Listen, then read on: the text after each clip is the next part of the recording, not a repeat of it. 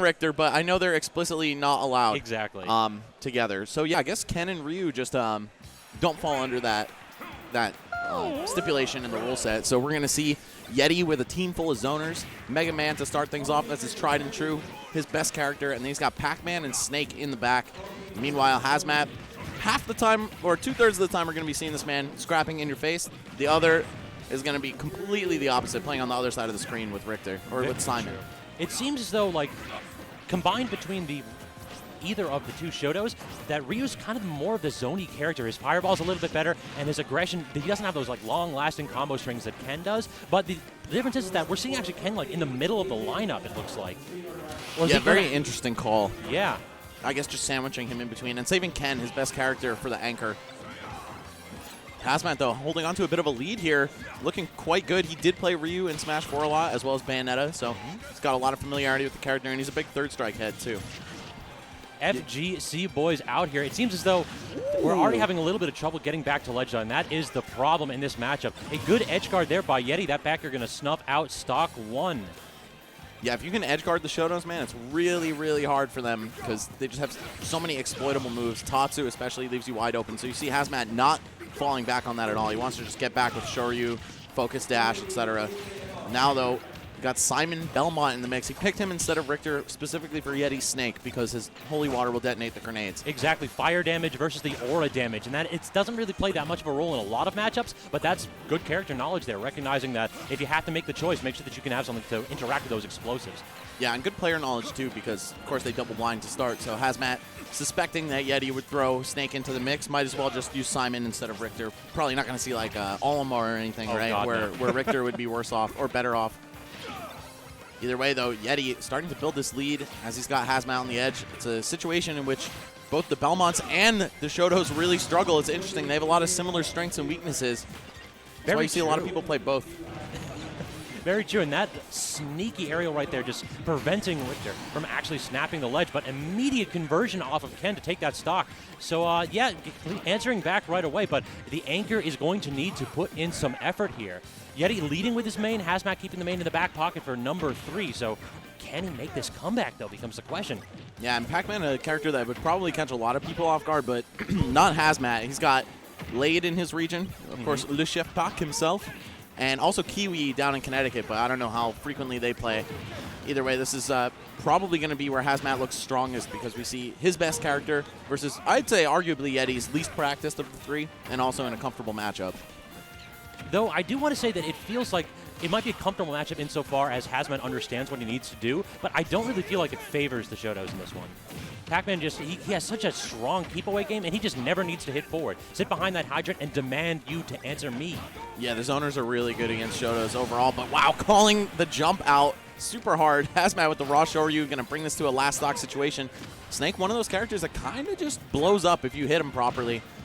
And Ken certainly with the combo game to make that happen. We'll see, though, Yeti flexing Snake's strengths here, that ledge trapping, especially against characters with not great mobility options.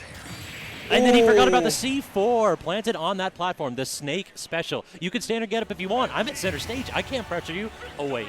Where is it? There it is. Right, and even if he didn't forget about that, that was such a good setup from Yeti, just kind of putting the grenades in places and timings that would make him unshield at that time just to move in after the grenade. Very true. And then now, man, that giant hitbox of the C4, especially when it's positioned on the platform, you get so much value out of it because you get the bottom hitbox as well. It seems like getting up from ledge is always a chore against Snake, especially with like that double up smash that he's been relying on since the start of the game. But on particularly both of the stadiums, it is incredibly difficult because you can put a grenade at edge, you can put a C4 on the platform, and then you can just roll with another grenade in hand, and almost every option is covered. It takes so much less setup time than those double up smashes, and a lot of characters can respond to that because any projectile clanks with that up smash mortar on the way down. We've got some awesome setups on the part of Yeti there, but Hazmatt sticking with the same roster. Let's see what the order is, though. Of course, like Pokemon Stadium, you got to double blind the order as well. And we're starting with Snake versus Simon. All right, so this is what Hazmatt wanted to play into, right? It's the reason he has Simon specifically on his team. I think the Belmonts and the other zoners are actually quite good against Snake because they can turn his game around on him and kind of sandwich him between his own explosives. We'll see how well Hazmatt's able to play that. I think it's a very good point. Its shield pressure at her distance is very good against Snake, in particular because it stops him from pulling grenades. If you can both hurt Snake's shield by tapping it with this whip and then also detonate the grenade, he's not going to be able to just stand at a distance. He has to kind of like approach in, but really, Yeti's not having trouble doing that right now. He's playing a bit aggressive. I love the tech chase he went for, the down air. Get a lot of damage off that. All right, and here come the explosives. Oh, Yeti looking for that forward air. If Hazmatt had rolled to the center of the stage, I think that could have been at least a lot of damage, but probably nothing afterward. And we're already seeing that fire from the holy water coming into effect right there. Down airing the grenade. No, you don't need to recover yet, my friend. Yeah, I like the mind games there from Yeti. Pops him up, and then instead of going for an up air or something, he just sets more projectiles up. The C4 has been sitting in the center of the stage for the hottest minute, and Hazmatt just finds himself a little bit too comfortable in that spot. But had the regrab there and then just kind of floats back to edge. What is the edge guard that Hazmatt's going to be able to pull there? Back air, but does not finish him off. Good tech. Air dodge back with the second one. That will do it. And this is already looking so much cleaner. That Belmont may not have taken the stock, but he played it so close that now Yeti does not have that almost full stock lead that we saw early on in Game 1. Exactly. He paved the way for Ryu to come in and close that one out. But now Mega Man, this is the final boss for Yeti, and he's sticking him in the middle of his lineup this time. I actually like this setup a little bit better for Hazmatt because you're having basically the more zony Shoto against the more campy Mega Man. Yeah, that's true. Ryu with the slower traveling fireballs makes him a bit more of a threat from far away. But, Yeti going so all deep. The way. Jesus Christ. That man sought blood, and he went out there for it. There is no space which you can be safe. This man knows how to expend both of his resources to get back to stage almost effortlessly. And just locking him down with those lemons. Yeti looks like he's cooking right now, but you can't get too comfortable. Ken and Ryu, those characters that'll just sweep the rug from underneath your feet. Almost doing it right there. You say it, and he's trying to make it so. All right, 114. This is, even for a heavy character like Mega Man, still really dangerous territory. Okay, Metal Blade to Leaf Shield, though. Yeti just saying, hey, man, I know you want to touch me, so I'm not going to let you do it at all. And Hazmatt had the Metal Blade in his hand that whole time. He was unable to respond with any kind of an aerial, and Yeti was really playing around it so well. If you toss it down, he has so much time to react to it, so you can up air that man consistently and don't have to worry about focus. Speaking of consistency, Ken Shoryu a little bit lacking in that department. You can fall out of some of the placement hits. We saw Yeti hang on just because of that right there. Now he's going to drop down just for the sake of getting the Metal Blade.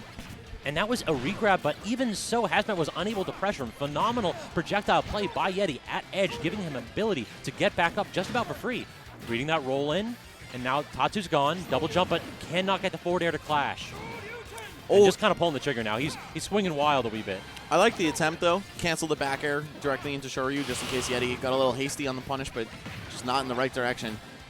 And now we see Haz bleeding out on this last stock. Yeti just a breath away from dying, but Hazmatt unable to find these crucial hits. Death by 1,000 cuts here. Okay, that did not get his double jump, and there we go, the up B. Very good aggressive option there. Hazmatt pulling the trigger a little bit early, clipping Yeti there to finish it up, but 141%. I mean, we've all seen the Twitter combos that this character has. Very good trampoline to get out of it. Yeti knows what he needs to do with that panic button. Pac-Man with a fair share of Twitter combos of his own. Very big brain character. I mean, he's nothing but a brain, right? True. That's all that's inside of him. And we're seeing Yeti just look for these projectiles. Oh, okay, I didn't know jab one sends the hydrant backward over your head. Nobody does. It's tricky stuff. It's Pac-Man. It's Pac-Man, right? Yeah. Yeah.